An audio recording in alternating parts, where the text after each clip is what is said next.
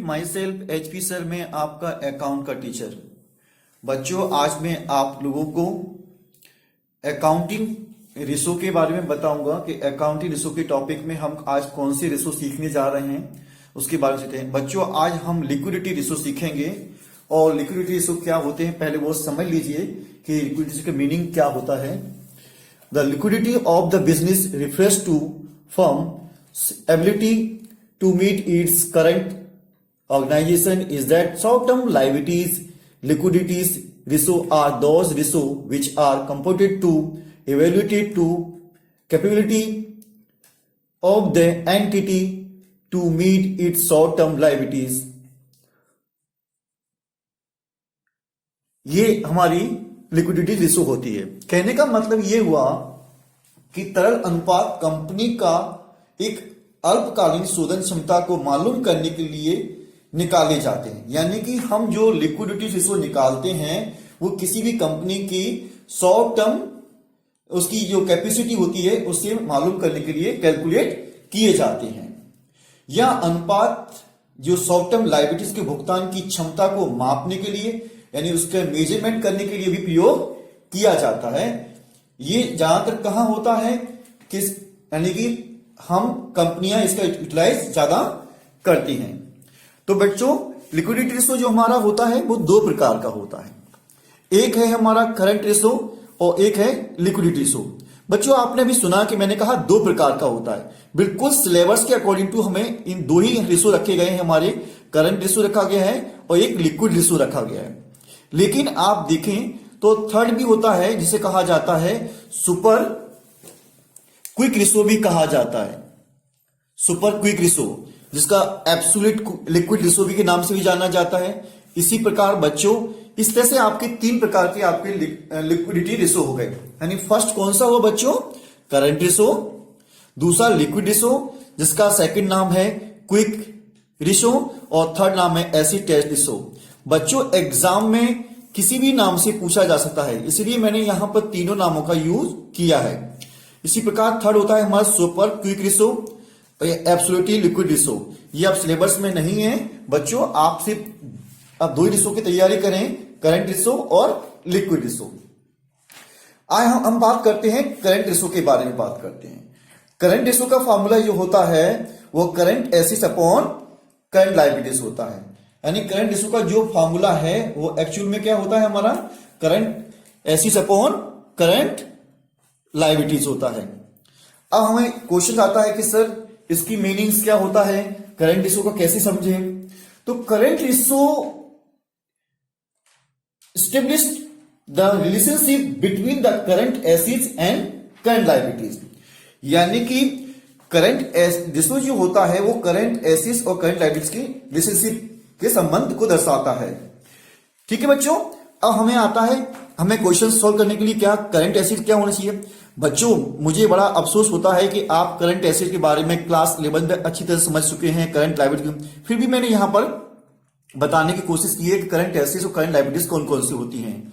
बच्चों current assets में हम जैसे cash, bank, stock, prepaid expenses, short term loan in advance, BR, debtors, earned income, short term investment, इनको हम current assets में इंक्लूड करते हैं। करंट लायबिलिटीज क्या होती है हमारी BP, short term loan, bank overdraft, outstanding expenses, earn income, creditors, provision for tax, इनको हम करंट लायबिलिटीज कहते हैं।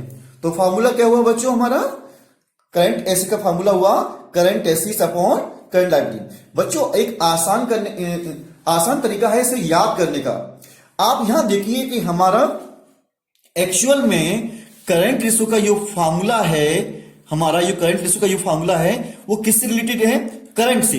तो आप बस ध्यान रखिए current assets upon current liabilities, बस ये आपको याद होगी। और आपको अगर करंट एसेट्स मालूम पड़ गई हैं कौन सी होती हैं और विच करंट लायबिलिटी होती है तो आप आराम से करंट रेशो फाइंड कर सकते हैं। तो आशा करता हूं बच्चों कि आपको करंट रेशो अच्छी तरह से समझ में आ गया होगा। ध्यान रखना बच्चों ये it is express as a pure ratio से 2:1। क्या कहलाएगा ये 2:1 कहलाएगा। इसका जो सही तरह से इसकी जो गणना मानी गई है वो 2:1 रखी गई है। इस बात का ध्यान रखना आप बच्चों।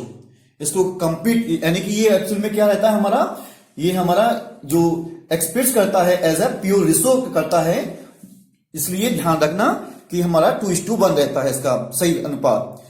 अब आते हैं, हम बात करते हैं बच्चों लिक्विड रेशो के बारे में बात करते हैं। हमने लिक्विडिटी रेशो में करंट रेशो को समझ लिया है, अब हम लिक्विड रेशो के बारे में बात करते हैं। लिक्विड रेशो का फॉर्मूला वही समझ में आ गई, liquid acids upon liquid average. लेकिन बच्चों ध्यान रखना, मैंने यहां से फॉर्मूले को समझाने के लिए liquid acids upon liquid liability लिख दिया है, लेकिन एक्चुअल में आपको हमारे अकाउंटिंग के अनुसार आपको क्या लिखना है, liquid acids upon current liabilities लिखना है। ये गलती मत कर देना बच्चों। क्या लिखना है आपको, हम दोबारा से बात करते हैं। हम बात करते हैं हम किसके बारे में, अब हम लिक्विड रेशो के बारे में बात करते हैं। तो लिक्विड रेशो का फॉर्मूला होता है liquid acids upon liquid liabilities. लेकिन बच्चों ध्यान रखना, लिक्विड लायबिलिटीज कभी शब्द यूज नहीं किया जाता है। ये तो मैंने आपको याद करने के समझाने के पर्पज से लिख दिया है कि लिक्विड एसिड अपॉन, जबकि आपको ये नहीं लिखना है, ये ध्यान रखना है। एक्चुअल में सही क्या लिखना है आपका, liquid acids upon current liabilities लिखना है। आपको करेक्ट फॉर्मूला ये होता है। एक्चुअली ऐसा क्यों, उसी मैंने याद करने के पर्पज से आपको बता दिया है कि liquid acid upon liquid liabilities, लेकिन एक्चुअली फॉर्मूला क्या रखना है आपको, liquid acid upon current liabilities formula लिखना है। अब आता है कि सर लिक्विड एसिड्स क्या होती हैं और लिक्विड लायबिलिटीज क्या कौन कौन सी होती हैं। बच्चा बड़ा आसान तरीका है लिक्विड एसिड्स को और करंट लायबिलिटी। करंट लायबिलिटीज के बारे में हम पहले से ऑलरेडी बात कर चुके हैं। करंट लायबिलिटी वही रहेंगी सेम जो वो है हमारी, लेकिन हम यहां पर ध्यान देने की कोशिश करें तो हम ये समझने की कोशिश करते हैं कि हमारी लिक्विड एसिड्स हमारी कौन कौन सी होंगी। ध्यान रखिए बच्चों, ये मैंने लिक्विड एसिड समझाई, ये एक पूरा सर्कल लिया है मैंने करंट एसिड्स के लिए। ये पूरा मेरा सर्कल जो है वो क्या है, करंट एसिड्स है। एक बात और ध्यान रखिए बच्चों, जो लिक्विड एसिड वही होंगी जो करंट एसिड्स होंगी। अगर करंट एसिड्स है तो वो लिक्विड एसिड हो सकती हैं, और अगर करंट एसिड्स नहीं है तो वो लिक्विड एसिड हो ही नहीं सकती हैं। तो ये बात दिमाग में बिठा लीजिए आप। लिक्विड एसिड्स करंट एसिड में से हम करंट एसिड जितनी भी होती हैं उनमें से अगर हम ऐसी स्टॉक और प्रीपेड एक्सपेंस को निकाल दें तो हमारी लिक्विड एसिड बन जाती हैं। कहने का मतलब ये हुआ, अगर आप ध्यान से रखें कि हम इसका एक नई तरह से एक फार्मूला बनाना चाहें कि हमारी करंट एसिड जो होती हैं उसमें से क्या माइनस कर दें, हम स्टॉक को सब्ट्रैक्ट कर दें और प्रीपेड एक्सपेंसेस को हम सब्ट्रैक्ट कर दें तो हमारी क्या निकल आती है, लिक्विड एसिड्स फाइंड हो जाती है। इस बात का ध्यान रखिए, समझ में आ गया। और करंट लायबिलिटीज को मैं पहले से एक्सप्लेन कर चुका हूं, तो आप ये ध्यान रखिए कि एक मैंने सर्कल के द्वारा समझाने की कोशिश की थी। तो आपको लिक्विड एसिड का फॉर्मूला क्या होता, यहां पे डेफिनेशन वही कहलाएगी, यानी लिक्विड एसिड और लिक्विड लायबिलिटी में जो रिलेशनशिप होती है उसे लिक्विड रेशो कहा जाता है। फिर भी आप अपनी बुक्स में ध्यान से इसे पढ़िए और समझिए, उसकी डेफिनेशन को याद कीजिए, जिससे आपको आसानी हो जाएगी इसकी डेफिनेशन लिखने में। अब हम बात करते हैं बच्चों थर्ड रेशो के बारे में बात करते हैं। थर्ड रेशो हमारा क्या है, थर्ड रेशो है हमारा सुपर क्विक रेशो, यानी कि super quick acids upon liquid liabilities. कहने का अर्थ क्या हुआ, super quick acids upon liquid liabilities. तो आपके सुपर क्विक रेशो में का फॉर्मूला होता है सुपर क्विक एसिड अपॉन, तो सुपर क्विक एसिड कौन सी होती है, cash plus bank short term securities, जो जल्दी से कैश में कन्वर्ट हो जाती हैं, उन्हें हम सुपर क्विक एसिड कहते हैं। और लिक्विड लायबिलिटीज का फॉर्मूला होता है करंट लायबिलिटीज में से अगर बैंक ओवरड्राफ्ट को सब्ट्रैक्ट कर दिया जाए तो आपकी लिक्विड लायबिलिटीज बन जाती है।